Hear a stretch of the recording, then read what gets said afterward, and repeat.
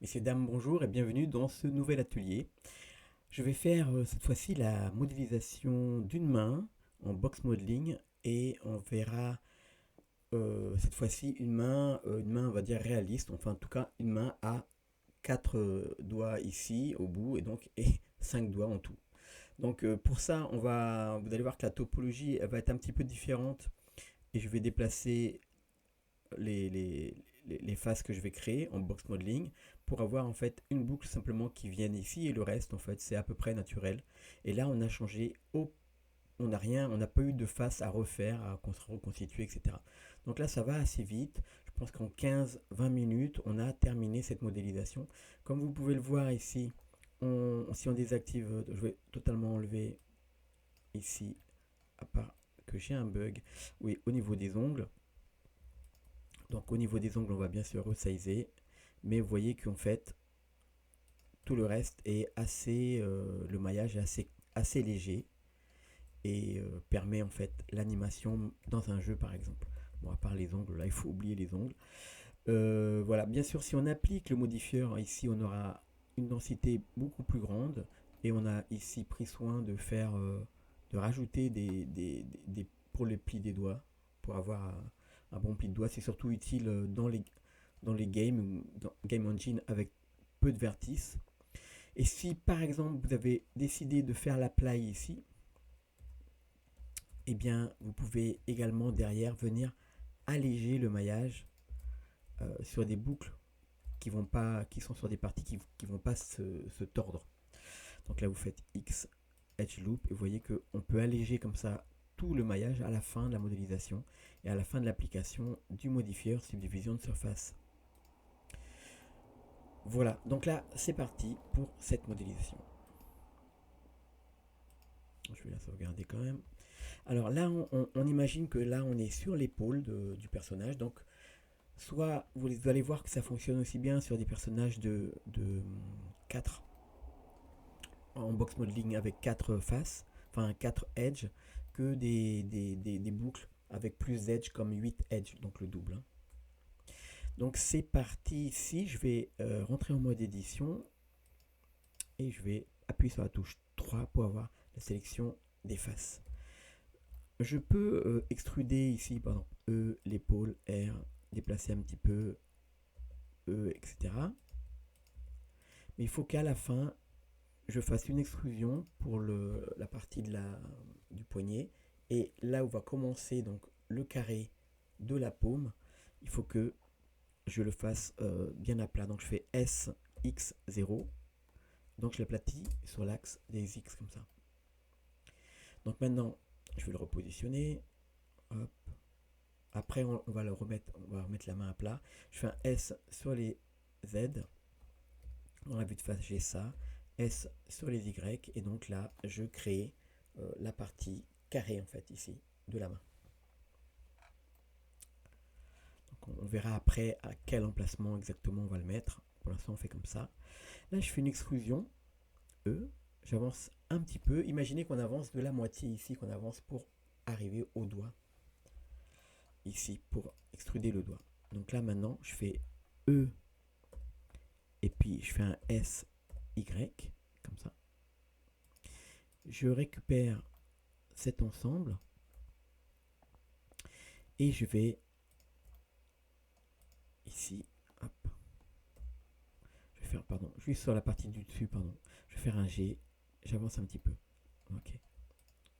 Maintenant je fais une extrusion E, Y, X, pardon, je fais un S sur les X, je fais 0. Donc vous voyez qu'on est parti de 4, d'une face avec 4 côtés à 3 faces ici. Donc on va faire la même opération. Donc je fais E, S sur les Y, pardon. Et là, cette fois-ci, je vais prendre euh, celle-ci, enfin celle qui est à l'opposé du pouce, donc le petit doigt ici au bout, et celui-là, je vais le laisser. Donc je vais avancer comme ça, j'ai sur les X, donc j'ai recréé ici, donc j'ai 4 faces, et je vais laisser la cinquième ici. Là, vous voyez que là, donc je vais avancer un petit peu, j'ai X. Donc les boucles ici, elles vont aller comme il faut, sauf la dernière. On pourrait rectifier les boucles, mais pour l'instant, on va laisser comme ça. Ce que je fais, c'est que je me mets dans la vue de face. On va simplement déjà répartir en sélectionnant ici les arêtes. Je fais GG, GG ici pour répartir les faces pour qu'elles aient la même taille. Je fais un S sur les Y, comme ça. Et maintenant, je vais pointer ici à l'opposé. J'appuie sur la touche point virgule pour faire un extrude, mes transformations par rapport au 3D cursor. Je fais un S sur les Y et là, je me mets, avec la touche Shift, je me mets ici à l'alignement de la main. Donc là, j'ai créé toute cette partie-là avec la possibilité d'avoir mes doigts. Ok, donc là, je regarde de nouveau la taille de l'emplacement de mes doigts. Avec 2 fois G, je les fais glisser. Et je vais sélectionner maintenant l'emplacement des doigts. Comme je vois que mes doigts sont un petit peu aplatis là, et que la forme du doigt, bon, ça peut aller un petit peu aplati, mais je vais faire quand même un S sur les Y, sur les Z ici pour lever un petit peu, pour avoir quelque chose de carré à peu près par face ici. Et maintenant je fais un Alt E et je fais un Extrude Individual Face. Donc là j'extrude la longueur de la première phalange. Je me mets dans la vue de dessus à peu près, ok, c'est bon. J'appuie sur la touche point virgule et je vais faire individuel origine pour faire un scale S de façon individuelle. Je refais un Alt E individuel face, extrude individuel, pour faire la deuxième phalange, à peu près ici.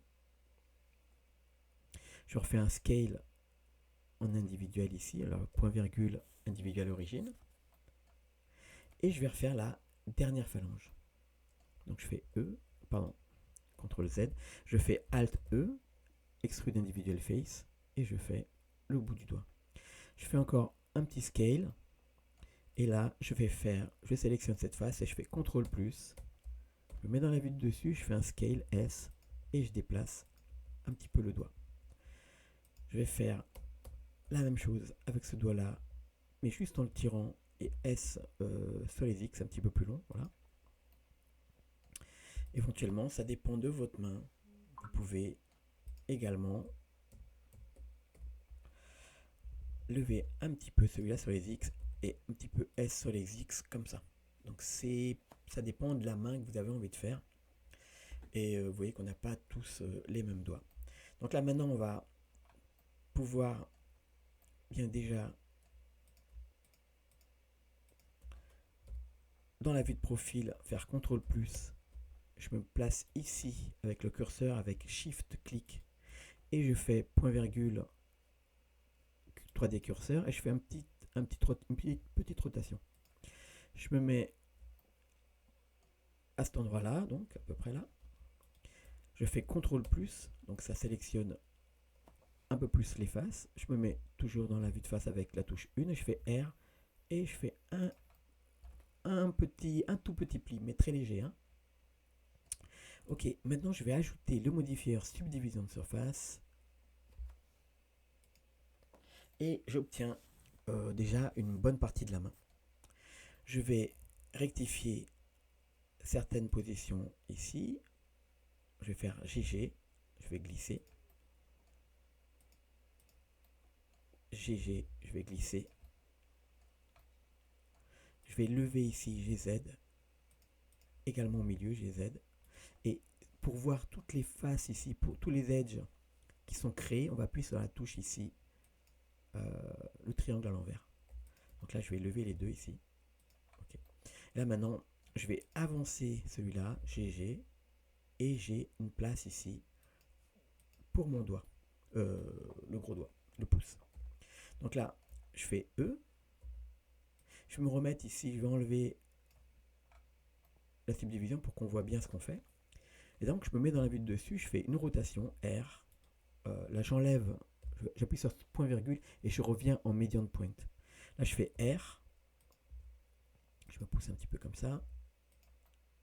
J'appuie sur la touche 2 pour passer en sélection par Edge. Je prends celui-là, je fais GG pour le glisser un petit peu comme ça. Puisque les extrusions se font par rapport à l'inclinaison de la face. C'est par rapport à la normale de la face. Donc là, je fais GG. Et je vais prendre celle-ci et je fais E. Là, je fais un scale S. Par rapport à mon doigt, c'est plus SZ, c'est plus comme ça. Dans la vue de dessus, je refais un extrude S. Alors, il est peut-être pas assez long, je fais CTRL plus. Je me remets dans la vue de dessus, je vais tirer un petit peu. CTRL moins, je vais tirer un petit peu. Je fais une petite rotation. Alors maintenant, je vais l'incliner un petit peu vers le bas. Je me mets à peu près dans l'alignement ici de mes arêtes et je fais une rotation et je me déplace ici vers le bas.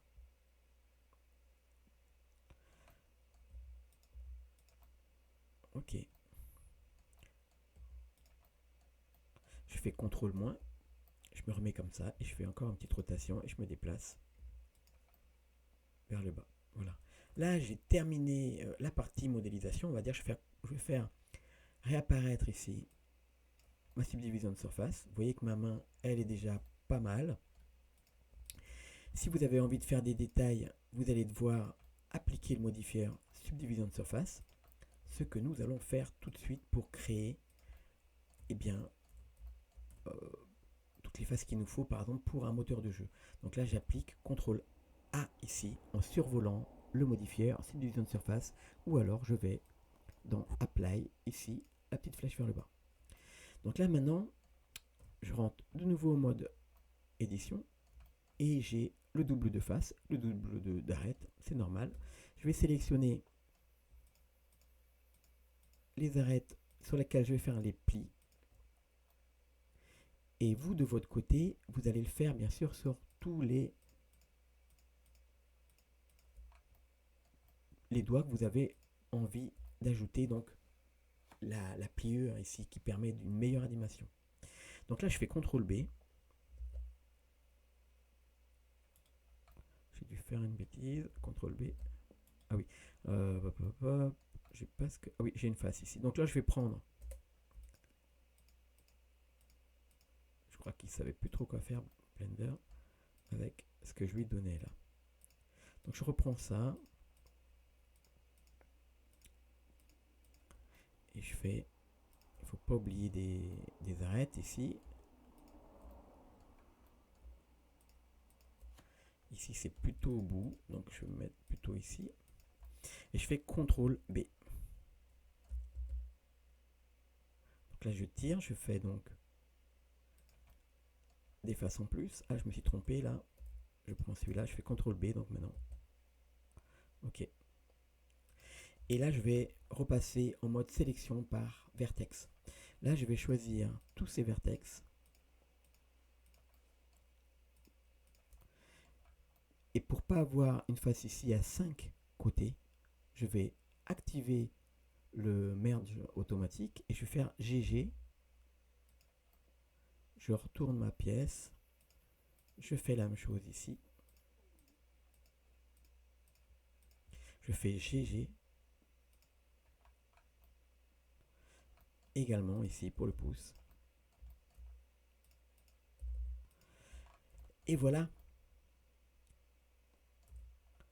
Donc maintenant, vous pouvez lever ici un petit peu pour avoir une partie, bien, une petite protubérance par rapport à l'os. Même on peut le faire un peu plus loin ici. Donc. Et on aura donc une main déjà qui est pas mal. Elle n'est pas vraiment réaliste, on est d'accord, mais elle a déjà la possibilité d'aller beaucoup beaucoup plus loin. Donc ce qui est intéressant ici, c'est que je peux maintenant bien ajouter, déplacer tous les points qui ont été créés, tous les vertex, et je vais désactiver ici merge, puisque sinon, si je déplace comme ça, vous risquez de supprimer certains edges, certains vertex, pardon. Donc là, On va faire la paume par exemple, en sélectionnant tout ça. Je fais un G sur les Z. On va sélectionner donc la partie qui est ici.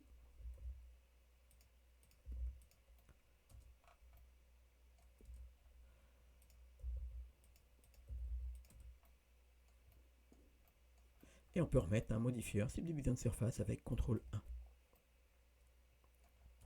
On a déjà quelque chose d'intéressant. On pourra déplacer avec GG ici les parties que vous voulez lisser un petit peu, que vous trouvez un petit peu trop tendues, en éloignant les points de les vertex de nos faces ici. En les éloignant un petit peu, on va lisser un petit peu la forme. Donc de la même manière, ici, vous pourrez créer l'ongle avec, par exemple, un inset et rajouter éventuellement, pourquoi pas, encore un niveau de détail en appliquant votre modifieur. Voilà, j'espère que vous avez aimé cet atelier. N'oubliez pas ensuite, lorsque c'est terminé, d'aller Z Wireframe, d'aller sélectionner ici votre main. On peut se placer ici avec touche point virgule et on va se mettre le curseur au centre et on peut maintenant remettre la main dans l'alignement du bras. Bien sûr, il y a des petits ajustements à faire au niveau de la hauteur de certaines parties, donc c'est au niveau des transformations.